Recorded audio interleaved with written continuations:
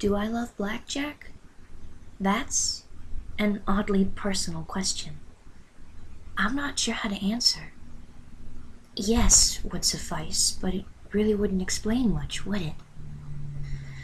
I suppose what you're really asking is, why do I love Blackjack? When Blackjack is at her best, she's like Pony Kind at its best. I really believe there's nothing she can't accomplish when she's like that. It's almost scary just what she can get done when she puts her mind to it. She tracked down Dusk, fought a whole slew of Red-Eye soldiers, and brought her back to help me. And it worked! I don't think Dusk and I have ever talked like we did when she saw my injury. And that's why, when she talks about saving Hoofington and Equestria, I think she might be able to do it. At the same time, I'm scared of her. I'm scared of what she'll do, what she can do. She killed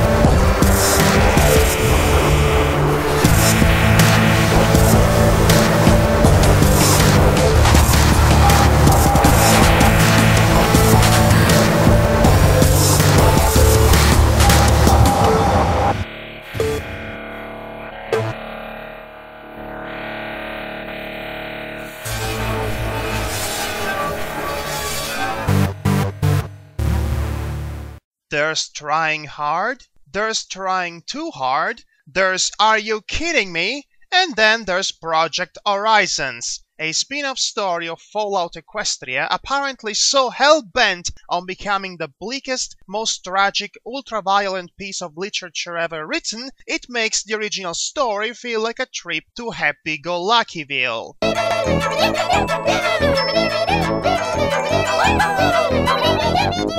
Being Fallout Equestria the fanfiction equivalent of Star Wars in terms of vast larger-than-life lore, settings, struggles and characters in a continuously expanding universe, it was inevitable that many amateur authors, literally hundreds of them, inspired by the grandiosity of this novel would make their own side stories set inside this very creative canvas. The only two official author-approved of which are Fallout Equestria Heroes, which will be analyzed at another time, and Fallout Equestria Project Horizons, a story of undeniable complexity and depth that tries way too hard to feel like a story of undeniable complexity and depth, which, again, it already is. On the surface, the shtick of this diegesis can be summarized in one line.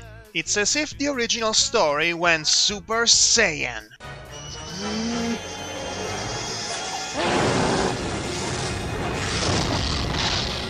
The regular Equestrian wasteland wasn't bleak enough with its radiation, raiders and violence? Well, where this story takes place, the zone of Huffington, there are also fields of corrupted magic called enervation that can melt upon his body in minutes depending on the level of exposure, and worst yet, nullify the effect of healing potions, which is just cheap. Also, the raiders up here aren't just sadistic ravaging killers and rapists. No, thanks to a non-specific brain-rotting disease, now they're also cannibals! You thought the regular wastelanders had it rough with all those slavers and mercenary griffins and mind-controlled alicorns? The core of Huffington itself is apparently the source of all evil in the universe! The whole of this setting can pretty much be described with 3 simple words. Oh, come on! In fact, they should just make a postcard out of this. Visit the Huffington Wasteland! We're worse than the regular one! Fools are disemboweled for free. Remember how the story in Fallout Equestria was complex but also relatively smooth to follow thanks to a straightforward, well-paced narrative that makes it easy to remember all the most important points as it progresses on?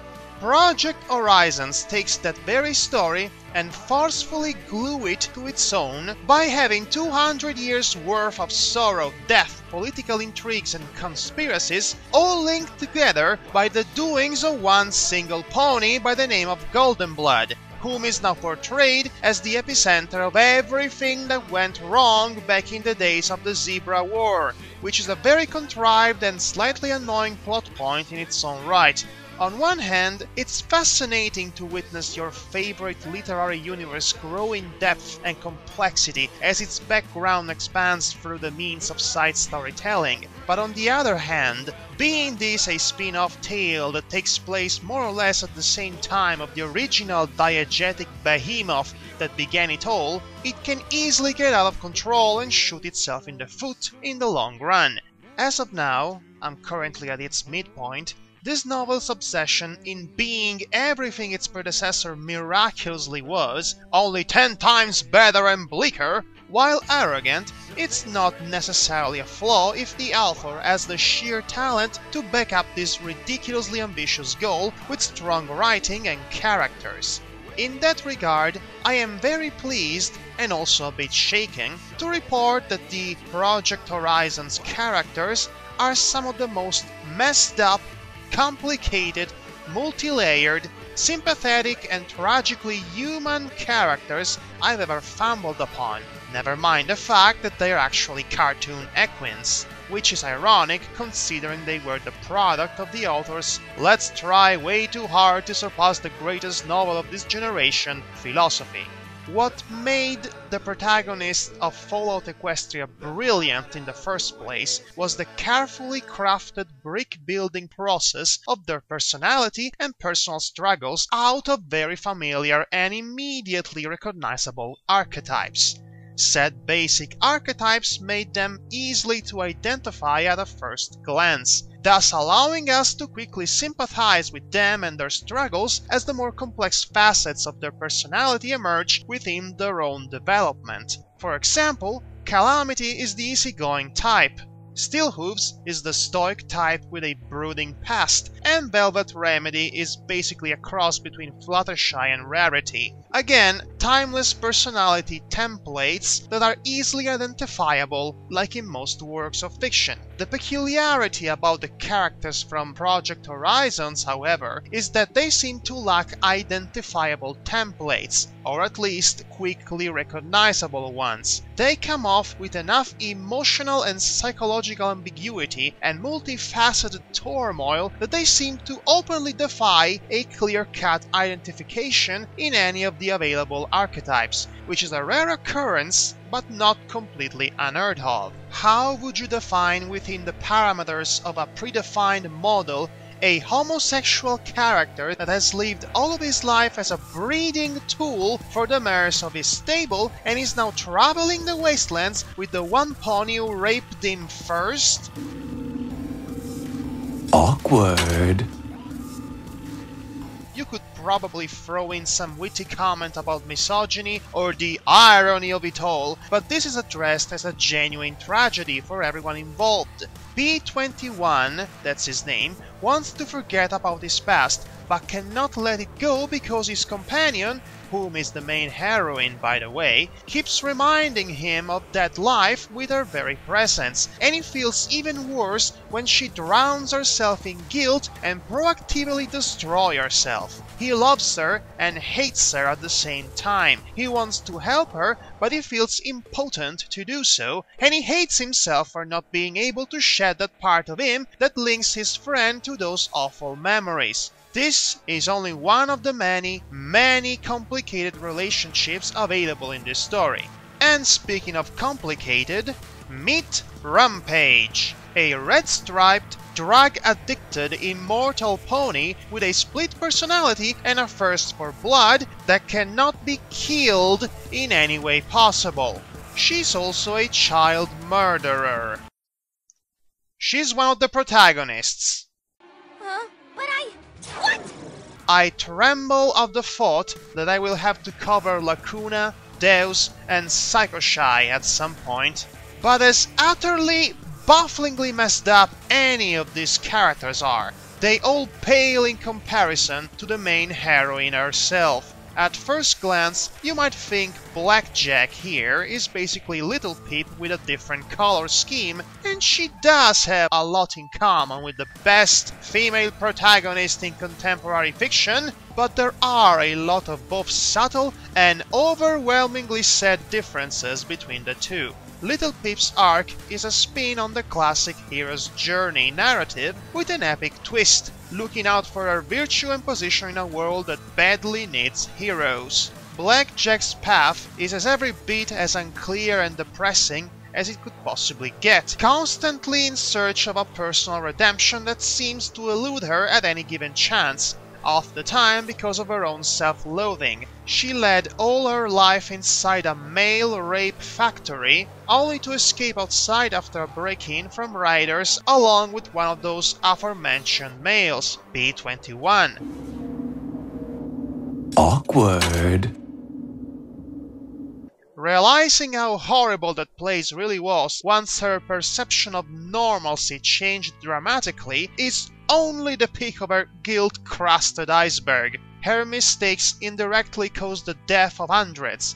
The consequences of her actions blow in her face, sometimes literally, and whatever solace her friends try to instill in her, she still feels like she doesn't deserve any of it. She gets in a codependent relationship with Glory, a Pegasus that was betrayed and shunned by her own people and lost everything in the process. Blackjack's inability to appreciate the simple joy in front of all the horror causes pain to Glory, which in turn transmutes into yet more guilt for her. Then she starts being angsty about being angsty, instead of trying and do better for everyone else. Then she tries to be selfless, to do better and save lives to the point of maiming herself or worse, thus making all her companions worry for her, because she can't appreciate the fact that they would be completely lost without her, which, in contrast, makes her completely egotistical and self-centered. That's the great thing about Blackjack as a main heroine.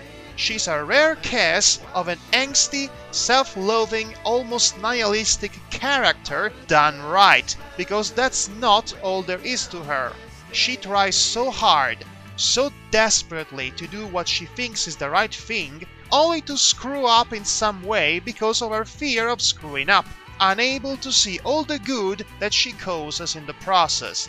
She often tries to mask her depression with easygoing facades and tough acts, and she genuinely loves her friends, especially Glory, whose presence is the only wall between her togetherness and her complete suicide-inducing insanity, at least until she comes back home later on. She's an emotional train wreck, in other words, a train wreck that fights off super-powered cybernetic rapists that can't survive dismemberment and being squashed by a boat. Twice. For the most part, the story provides deep character explorations through pitch-black tragedies, horrors beyond imagination, and the occasional, most appreciated light-hearted moments, balanced out with a solid, albeit contrived narrative progression and genuine bits of pure action-packed awesomeness. Unfortunately, the particularly bleak nature of this opus tends to occasionally get in the way of the narrative and the characters' development themselves because of that whole trying too hard leitmotif. And in the second part of this review, we shall see exactly what is wrong with that. We shall also talk more about its mentally unstable protagonist and get to know the voices inside her head. This has been Madhog, and you've been listening to...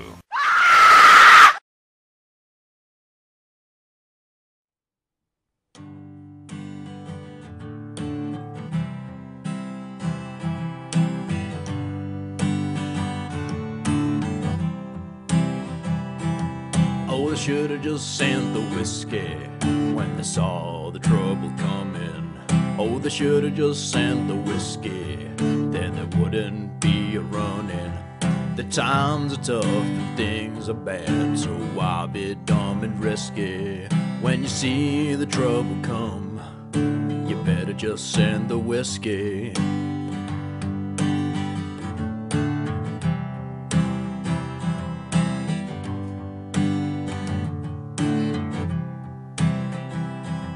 Now I hear the wine is mighty fine, but it makes you feel so frisky.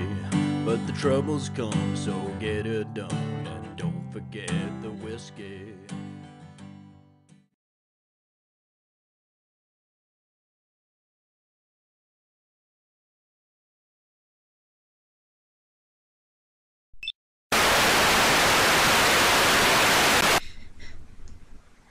So, do I love her? Yes.